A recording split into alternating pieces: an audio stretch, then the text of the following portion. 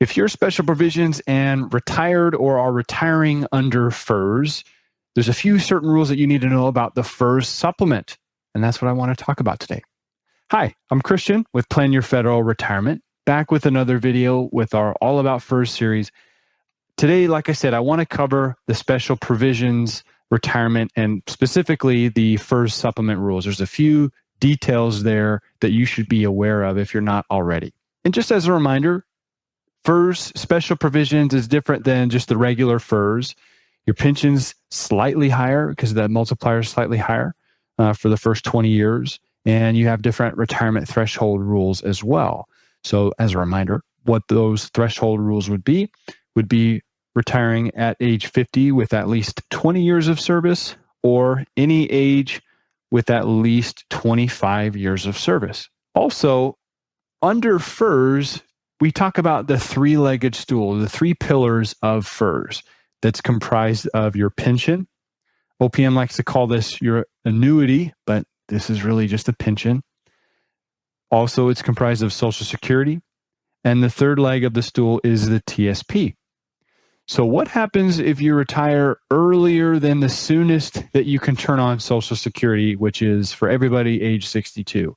Well, that's what this FERS supplement was created to help solve that gap. And that FERS supplement, normally under FERS, for regular FERS, would be turned on as soon as age 57.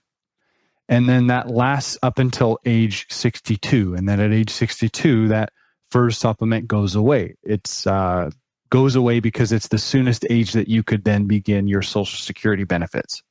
So it's a slightly different, though, for special provisions. And really what I wanted to do today is talk about that and kind of just draw out a timeline, because I think it's going to be a little bit simpler to understand this and just as a timeline. So let's just look at Bob, and let's say Bob retired at his age 52.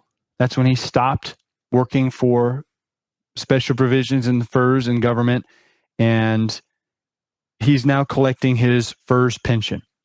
And let's just say his FERS pension is, $40,000 a year. And let's say his supplement is an additional $15,000 a year.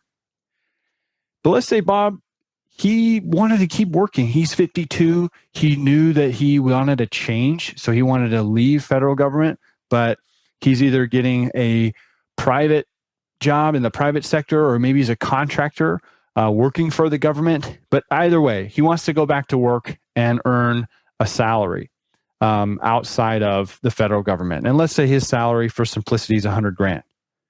So Bob right now is making great income. He's double dipping. He's got a salary now, and he's got his FERS benefits, and he's got a supplement. He's making $155,000 right now. Well, what we have to look at is this timeline here. So let's say at 52, he's getting all three of these sources of income, but at age 57, things change slightly for Bob. So between these 5 years, and in Bob's case, it's 52. For some, it would be as early as 50. You're collecting your FERS supplement, and you're not subject to something called the earnings test. The earnings test under the special provisions rules is tied to what the earnings test is for Social Security, which says if you make over a certain dollar amount, and it's somewhere around $21,000 or $22,000, and it adjusts every single year what that dollar amount cap is, that if you make above that, that your FERS supplement or your Social Security benefits get reduced. For every $2 you make, it gets reduced by $1. So quickly, if you had $100,000 salary, that FERS supplement would quickly go away. But the good news is, between whenever you retire under special provisions, in this case for Bob it's 52, up until his MRA, his minimum retirement age of age 57, he's not subject to the earnings test. So he gets to keep that FERS supplement. But as soon as he reaches his MRA at 57, then that FERS supplement would go away. And at that point, it becomes $0 because he's subject to that earnings test. Well, let's say that Bob stopped working at age 60. He no longer has his private space job where he's making $100,000. And at age 60, his FERS supplement would kick back on, and he'd keep his FERS benefit, his FERS pension of $40,000. His FERS supplement kick back on, he'd get another $15,000, and then he's now not getting that salary, so those benefits would continue. And then at age 62, that's when the FERS supplement goes away entirely. So then that $15,000 goes away, and Bob's going to be keeping his $40,000 pension really for the rest of his life. So the other thing for Bob is thinking about when he should be taking his Social Security, and that's another topic of discussion is, should we take it right at 62? Should we delay that even longer to your full retirement age under Social Security, which could be somewhere for Bob around probably 67? You could delay it as late as 70. And there's different thoughts out there. We're kind of a big proponent that's saying if you delay it as long as possible, that benefit's going to continue to grow, and you're going to get cost of living adjustments added on top of what the statements are actually showing. So it makes a lot of sense to delay it to 70, especially if you don't have any longevity concerns. If there's concerns with longevity, or if there's concerns with cash flow, you might want to turn on your benefits sooner than age 70. But then even further, you're then subject to that earnings test up until full retirement age under Social Security, which is slightly different than your minimum retirement age under FERS.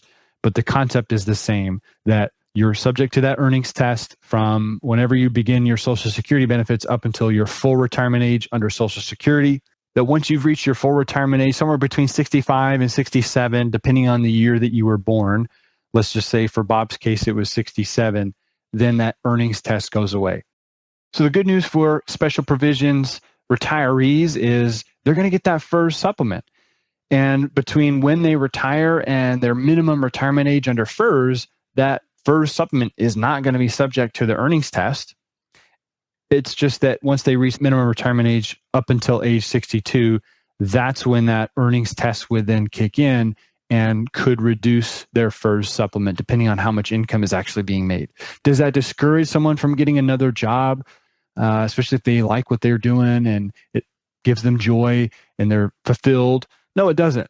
It doesn't mean that at all. And maybe just for cash flow reasons, it makes more sense, especially if your supplement's $15,000 and you're making $100,000. I'd probably rather have $100,000 than the $15,000 and not work. You know, that could be one one thought. And the other thought could be, no, I'd rather not work. I got as much money as I need, and I'd rather be retired. And in that case, the FERS supplement might be of value. So again, between MRA and 62, subject to that earnings test. Same thing when you turn on that Social Security benefit. You're going to be subject to the earnings test up until you reach your full retirement age of 67. So if you plan to work past 62, you might not want to turn on that Social Security benefit because you're going to be subject to that earnings test. But once you reach full retirement age, no longer subject to that earnings test.